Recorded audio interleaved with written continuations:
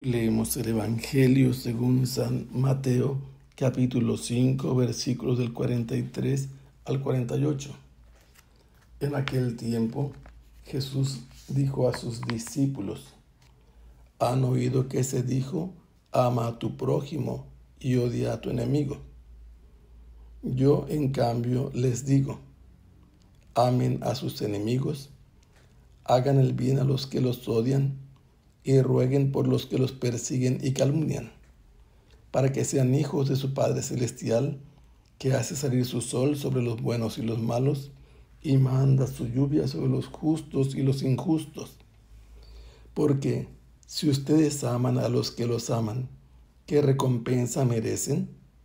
¿No hacen eso mismo los publicanos? Y si saludan tan solo a sus hermanos, ¿qué hacen de extraordinario? ¿No hacen eso mismo los paganos?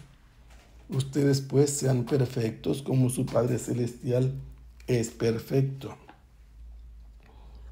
La lectura que hemos tenido hoy nos presenta a Jesús.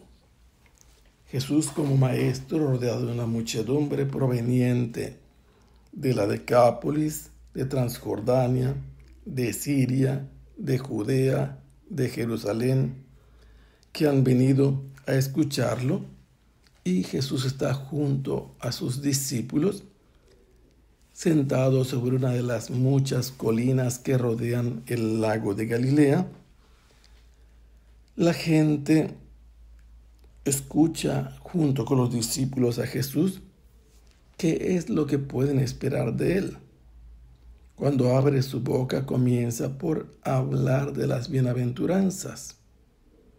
Después dice que los discípulos son la sal de la tierra, que son una ciudad construida en lo alto de un monte, que son la luz del mundo.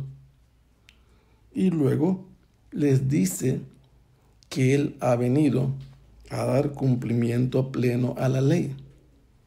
En el ambiente de esa época en Israel se esperaba la venida del Mesías y muchos decían que Él iba a cambiar o a abrogar la ley, que para muchos era muy difícil de cumplirla porque abarcaba todos los puntos de la vida cotidiana y no sabían a veces cómo conducirse ante las dificultades.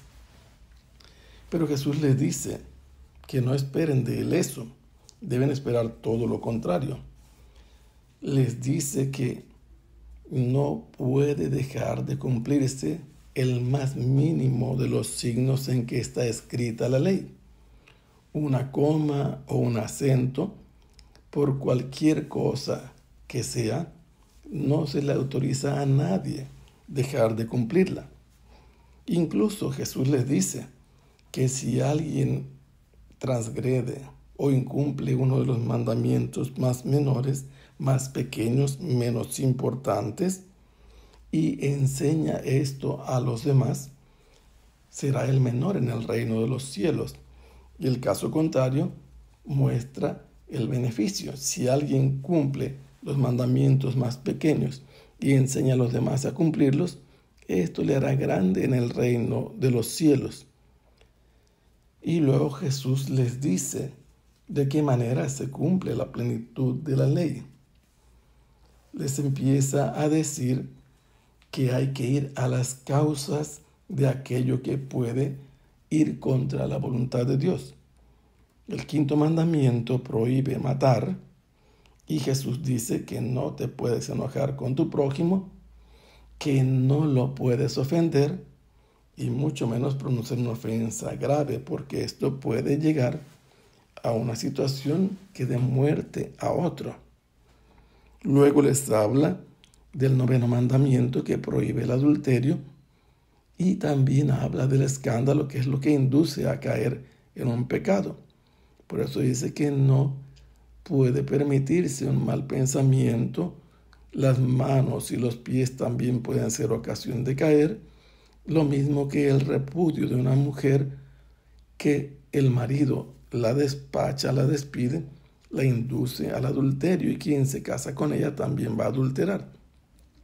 Les habla también acerca del juramento, porque en esa época no había documentos formalmente para todos, pocos sabían leer y escribir, y entonces para empeñar la fidelidad a la palabra que habían comprometido, juraban por aquello que era más importante para ellos, como el cielo, la tierra, Jerusalén o por su propia cabeza.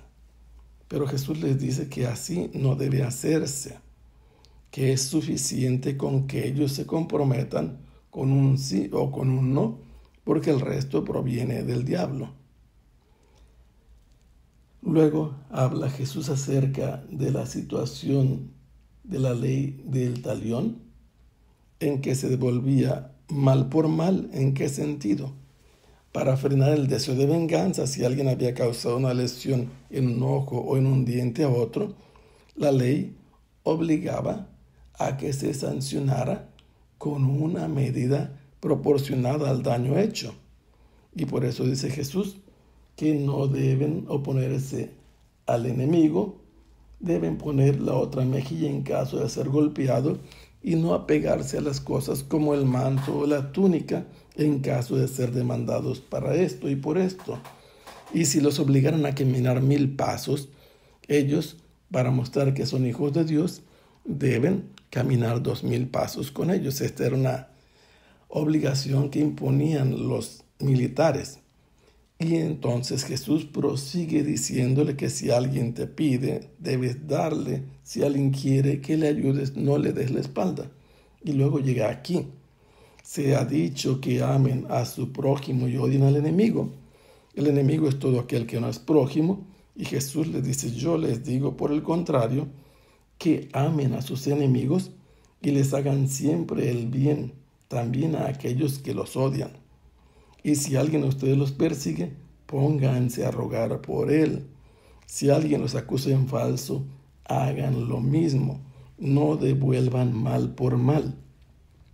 Jesús ya les ha dicho que las buenas obras de ellos deben resplandecer ante las miradas de los hombres, para que los reconozcan como hijos de Dios.